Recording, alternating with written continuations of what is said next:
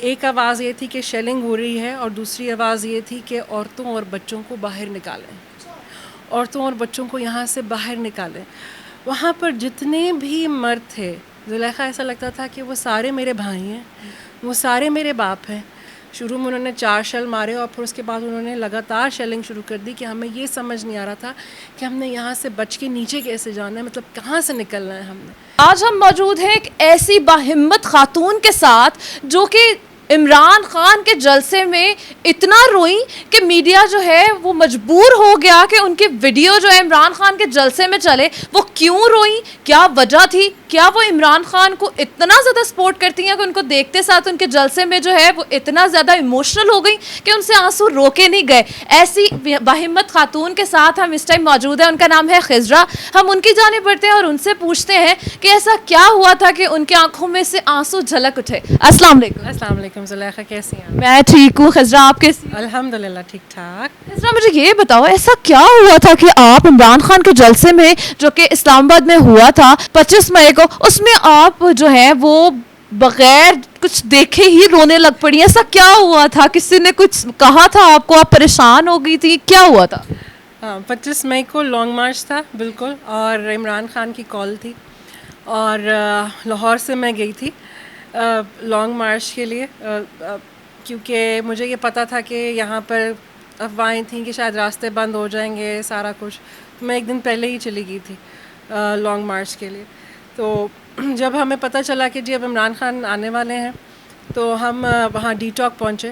D چوک پہنچ کے تو میرے ساتھ میری پوری فیملی کھڑی ہوئی تھی اور ہم لوگ سارے کھڑے ہوئے تھے. تو بہت ساری فیملیز تھی اسی طرح سے، بڑی اچھی اچھی فیملیز، بچے اور سب لوگ، جس طرح سے ایک عمران خان کے جلسے میں ماحول ہوتا ہے اس طرح کے لوگ تھے. اور ہم لوگ کھڑے ہوئے تھے اور نعرے لگ رہے تھے اور آپ کو پتہ ہے پی ٹی آئی کے گانے لگے ہوئے تھے اور سارا کچھ. اتنی دیر میں کیونکہ ہم لوگ تھوڑا ایسی جگہ پہ کھڑے ہوئے تھے جہاں سے کنٹینرز جو تھے وہ تھوڑے قریب تھے، تو اتنی دیر میں جو ہم لوگ کے آگے لوگ کھڑے ہوئے تھے انہوں نے کہا کہ شیلنگ ہو رہی ہے، شیلنگ ہو رہی ہے اور نکلیں یہاں سے. اچھا، یہاں پر نا میں لٹرلی کریڈٹ دینا چاہوں گی اپنے پاکستان کے پی ٹی آئی کے بھی، اور اسپیشلی پاکستان کے مردوں کو، بھائیوں کو، آدمیوں کو، سب کو. Hats of two them. Reason being کہ ایک آواز یہ تھی کہ شیلنگ ہو رہی ہے اور دوسری آواز یہ تھی کہ عورتوں اور بچوں کو باہر نکالیں، عورتوں اور بچوں کو یہاں سے باہر نکالیں.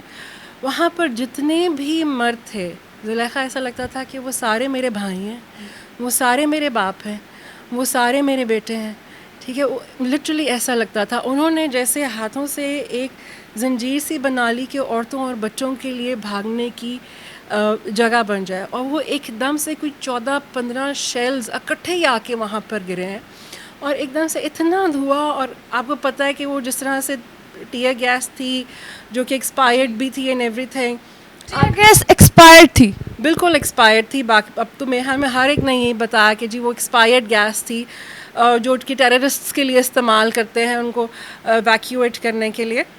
تو وہ ایک دم سے وہاں پہ ایسا ہو گیا کہ آپ کے سانس بند ہو گیا، آنکھوں سے پانی نکل رہا ہے، منہ سے پانی نکل رہا ہے، اور آپ کو سانس نہیں آ رہا، نظر نہیں آ رہا.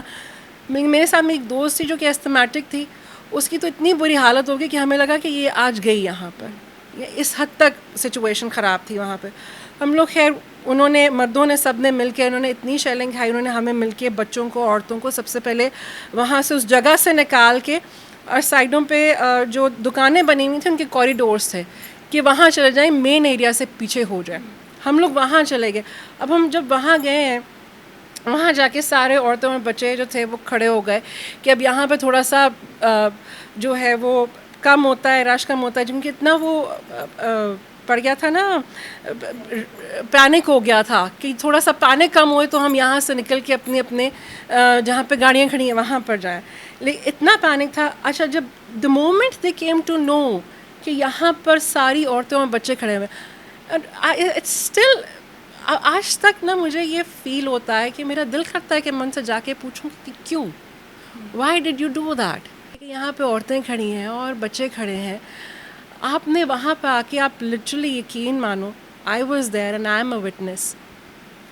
انہوں نے وہاں پر آ کے لٹرلی ہمارے سامنے، بالکل ایک بند کوریڈور آپ کر لو کہ وہ تھا، बंद कॉरिडोर में जब आप 5 से 6 शेल मारोगे तो लोग क्या करेंगे? जहाँ से निकलने का सिर्फ एक ही रास्ता है. और तकलीफ भी एक्सपायर्ड जो थी वो टीयर गैस उसकी तकलीफ. बिल्कुल. हमारे साथ जो ख़वातीन थी उनमें बड़ी उम्र की, मेरी अम्मी की एज की औरतें थीं, छोटी उम्र की औरतें, लड़कियां थीं, बच्चे थे, कुछ लड़के भी थे जो कि फैमिलीज़ के साथ थे, कि बुरी हालतें थी. हम लोगों के पास जो भी फर्स्ट एड था, आई ड्रॉप्स वगैरह, हमने एक बड़ी कोशिश की कि हम करें, लेकिन वो एकदम से शुरू में उन्होंने 4 शेल मारे और फिर उसके बाद उन्होंने लगातार शेलिंग शुरू कर दी कि हमें ये समझ नहीं आ रहा था कि हमने यहाँ से बच के नीचे कैसे जाना है, मतलब कहाँ से निकलना है हमने. इवेंचुअली वो जितने भी मर्द खड़े हुए थे, अगेन अल्लाह ताला उनको ज़िंदगी सेहत दे उन सारे मर्दों को, कि उन्होंने रास्ता ऐसे बनाया कि वहाँ से बच्चे और औरतें निकले वहाँ से.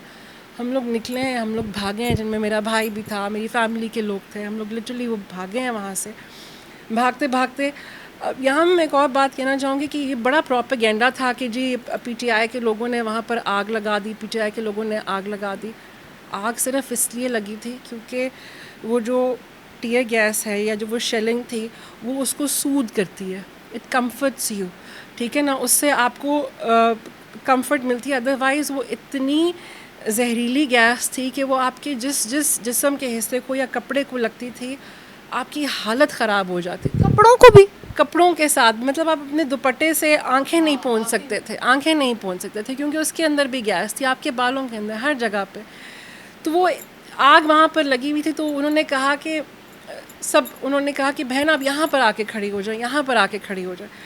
और उस टाइम पे जो मेरे जज्बात थे वो शायद it was mix of frustration and anger, I would rather से, बिकॉज मुझे ये समझ नहीं आई थी, क्योंकि जब आप अपने इर्द गिर्द सारा माहौल देख रहे थे और सब कुछ देख रहे थे, कि आप क्यों कर रहे हैं, हम कौन लोग हैं, हमने आपको कहा क्या है.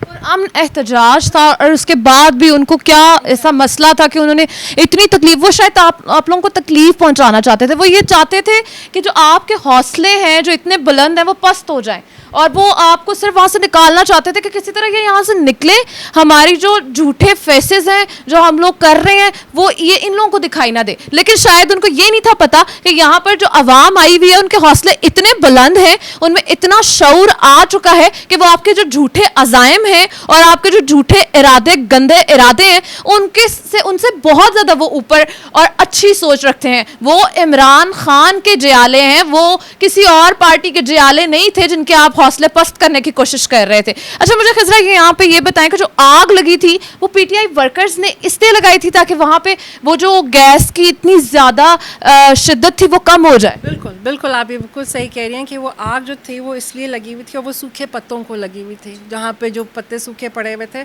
कि जो गैस की शिद्दत है उसको कम किया जाए और वो जो आपको तकलीफ़ है उस तकलीफ़ से आपको आराम आए. आप उस आग के करीब खड़े होते थे, आग का धुआं जब आप लेते थे तो वो तकलीफ़ जो थी ना उससे आराम आता था, वो सूद करती थी उसको.